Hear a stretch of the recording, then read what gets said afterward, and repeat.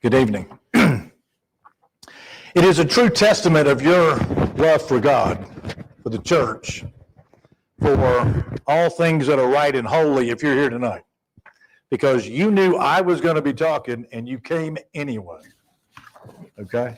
So, I appreciate everybody. Matt, I appreciate your prayer and your words of encouragement before.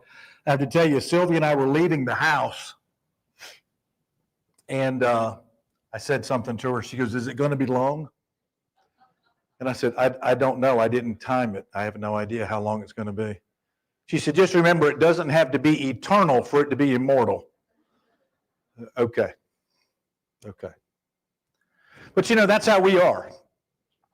Sylvia and I are very, at the heart of it, very plain-spoken people. But that goes back to where we came from. We had the privilege of growing up in the deep South, where plain language was appreciated, where tact was something that held two little boards together that you drove in with a hammer. We didn't have a lot of talking when it came right down to it. Cut to the chase. What you got to say? And everybody had an opinion on just about anything.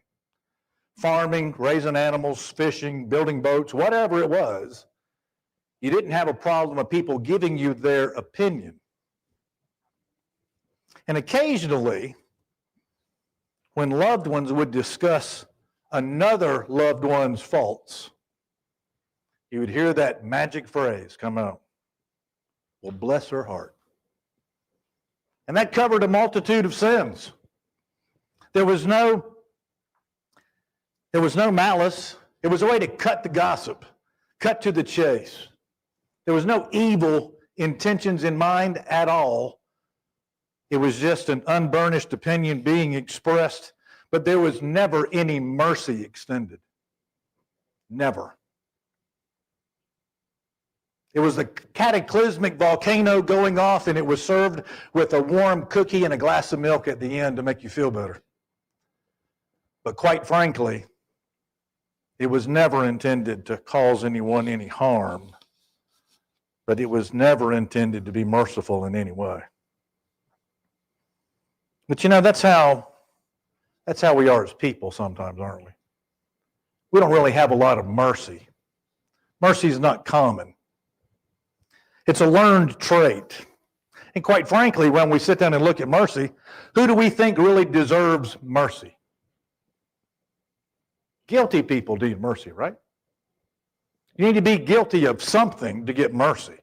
Innocent people don't need mercy. If you think about mercy, probably one of the first things you thought of was when people fall on the mercy of the court, right? They're asking for a plea. They're asking for some kind of favor. Well, I think we find out that we give compassion, we give mercy. Mercy is shown to people that are guilty of something. They're guilty of being sick. They need mercy. They're guilty of being destitute, financially down. They get mercy. Maybe they're a sinner. They need our mercy as well. Maybe they've committed some criminal act, some civil crime, and they need mercy. And what are we saying? They don't need what they deserve. They get a lighter sentence, right? We have plenty of acts in the Bible that explain what mercy shows God's mercy. But we think of mercy being healthy, strong, righteous people not needing mercy. If you would turn over to Mark, the 2nd chapter, look in verse 17. Whenever Jesus is talking to his disciples, he said, to the Pharisees, they've come and seen him eating with the tax collectors and with sinners, and they ask him, "Why are you doing this?" And Jesus says, "It is not those who are healthy who need a physician, but those who are sick. I did not come to call righteous, but sinners." So here, Jesus is explaining that those people that are righteous didn't need the physician, but he's working with people, he's helping people that are guilty. of something. Well, how does God's mercy portray itself? Immediately I thought about the book of Jonah. The book of Jonah is full of mercy.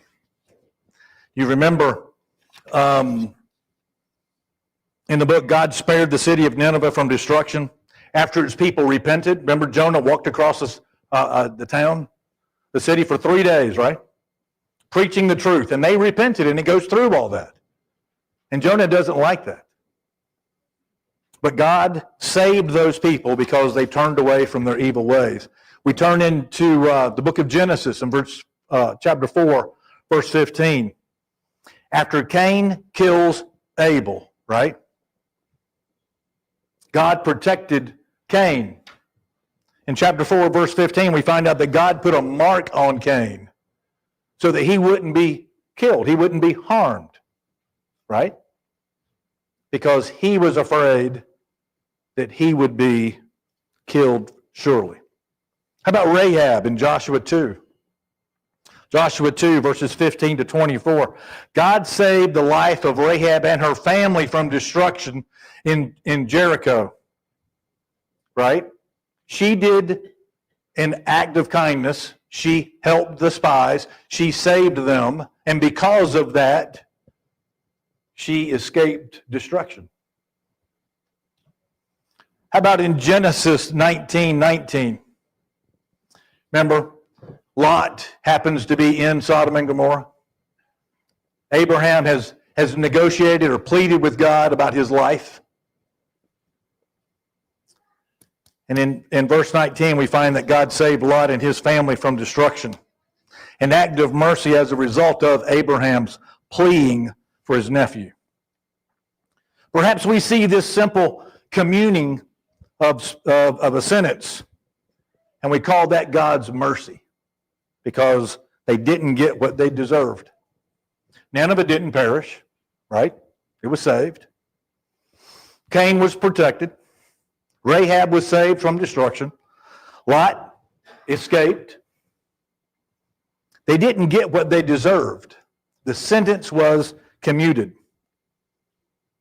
You know, and if we stop there, if we let the story end there and we stop and we think, well, bless their heart, they got out.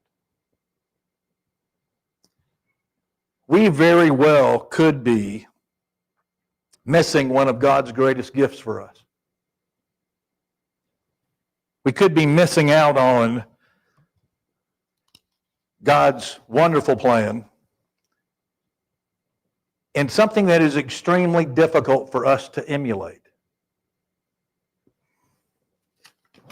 I looked up some root words, and Ray, I'm not even going to attempt to butcher any of this. I've got it if anybody wants to see it, but I'm not going to go there tonight. But what I found is one of the most common words in Hebrew that is translated for mercy really gets down to meaning to love tenderly, to show compassion, to have deep sympathy for someone. The root word related to that refers to, in English, I think we would refer that to the word womb,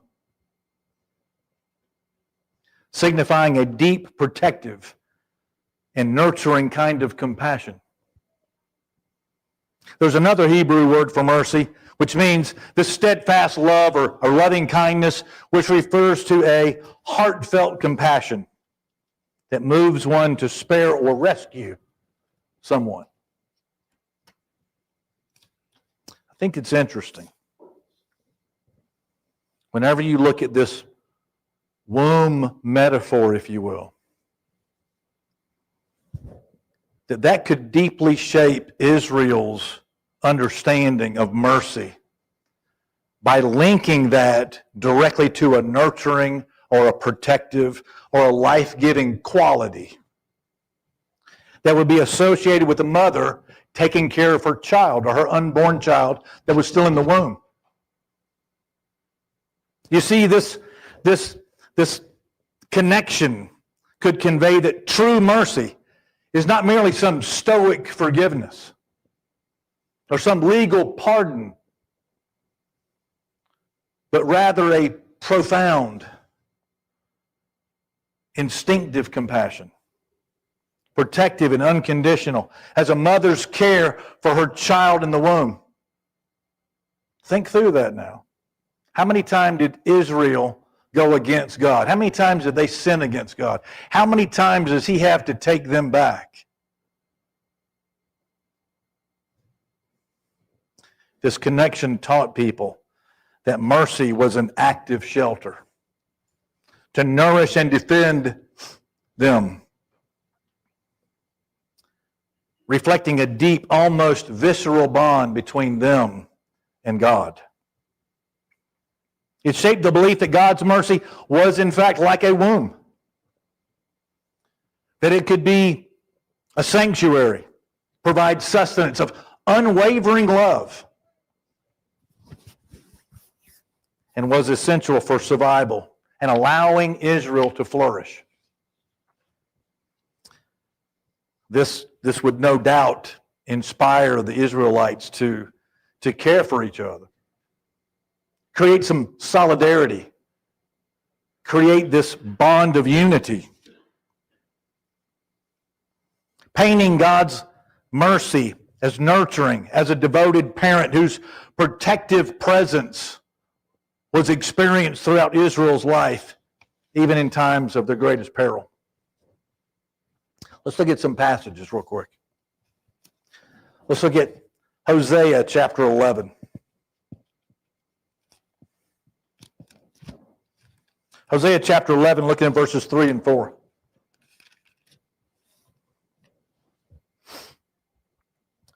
Yet it is I who taught Ephraim to walk.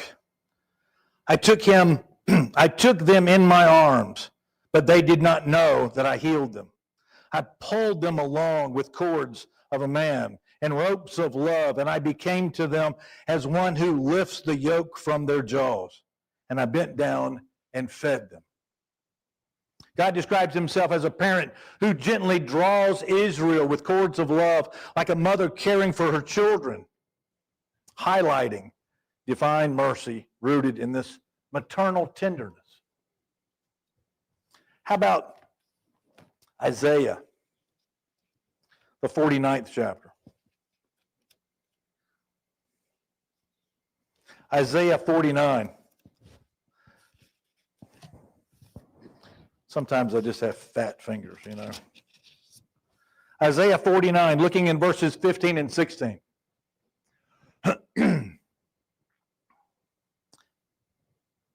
I'm going to begin in verse 14. But Zion said, the Lord has abandoned me and the Lord has forgotten me. Can a woman forget her nursing child and have no compassion on the son of her womb? Even these may forget, but I will not forget you. Behold, I have inscribed you on the palms of my hands. Your walls are continually before me. God again compares himself to a mother who cannot forget her nursing child, affirming that mercy is like maternal love. It's fierce, it's caring, it's unending. I'm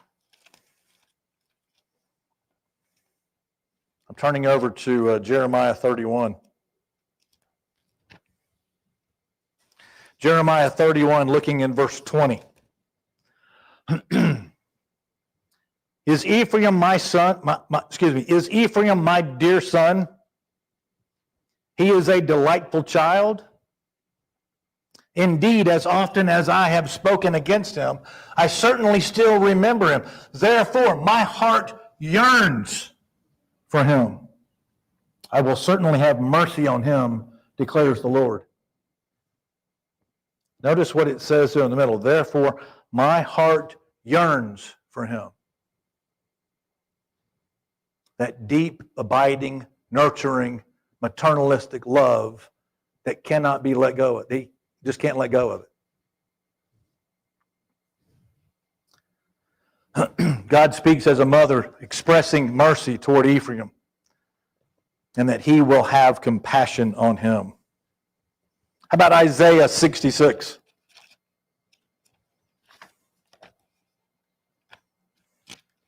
Isaiah 66, looking in verse 13. As one whom his mother comforts, so I will comfort you, and you will be comforted in Jerusalem. God likens his comfort to a mother's soothing love, indicating divine mercy expressed through this maternal warmth.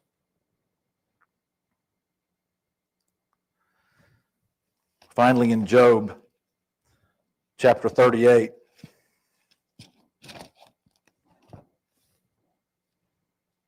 verse 29.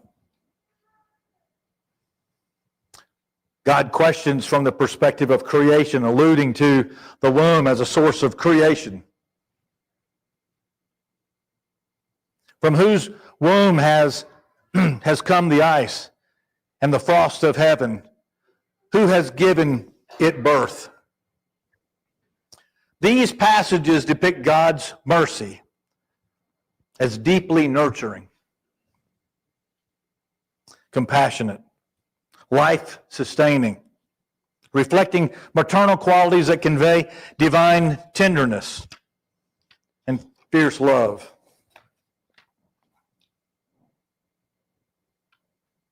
In our quest to be God-like, mercy is truly a challenge that we need to have.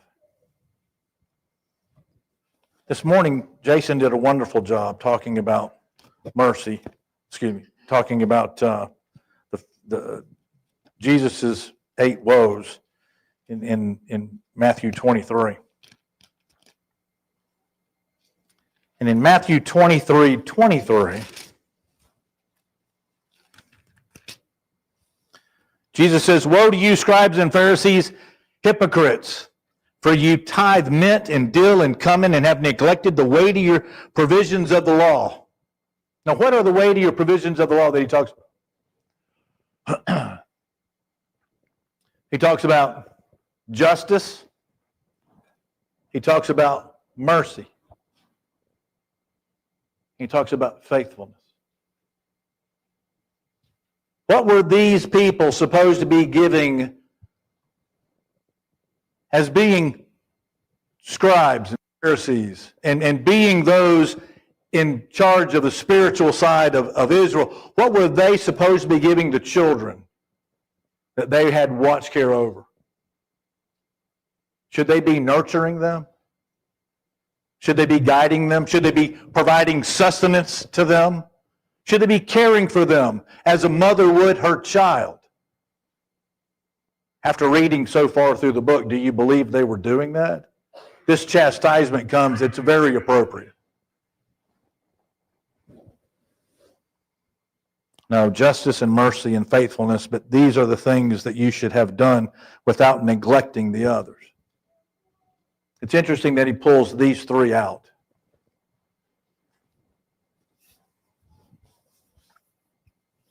Obviously, having God's mercy is critical to being holy. Remember Matthew 5, verse 48? Matthew 5, verse 48, "You shall be holy," or perfect. Why? Because your heavenly Father is perfect or holy. Well, if we're sitting here tonight and we're learning about this mercy that God's portrayed and how he has sheltered and taken care of the Israelites, isn't it rather obvious that this is something that we should have as well? Isn't this something that we should cultivate within and of ourselves? Because you see, in verse 37, Jesus says, "Jerusalem, Jerusalem, who kills the prophets and stones those who have been sent to her. How often I wanted to gather your children together the way a hen gathers her chicks under her wings, and you were unwilling." I want to break this down just a little bit.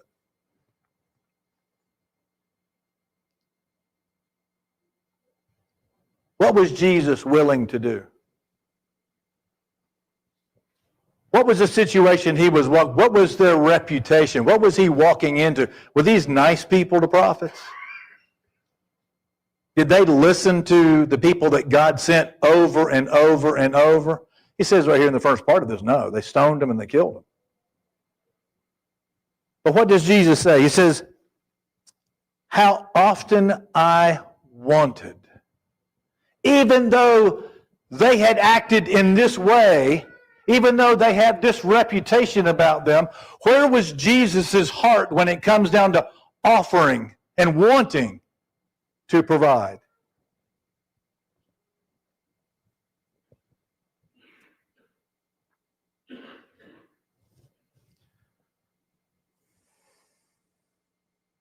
Second Peter 3:9 comes to mind immediately to me. The Lord is patient toward you, not willing that any should perish, but that all should come to repentance. He's long-suffering. You see, this mercy doesn't stop. This mercy is forever.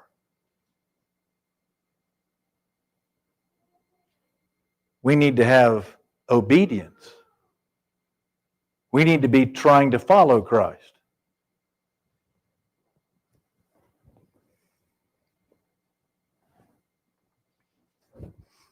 But what are the last four words of verse 37?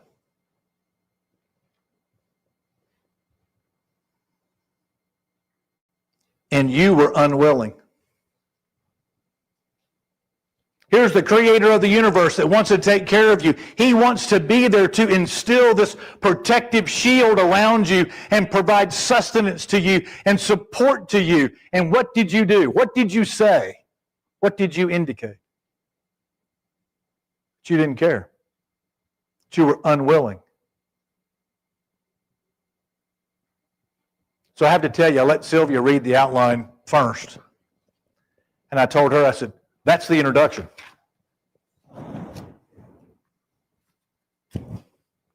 Because it's taken me this long to get to the punchline.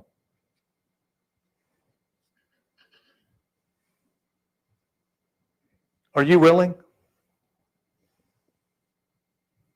Are you willing to change? Are you willing to be different? Are you willing to take on this mercy that God talks about? Are you willing to be maternalistic to those people that abuse you? They may not be kind to you. They may not like you. They might not fit in. But are you willing to have some long-sufferingness?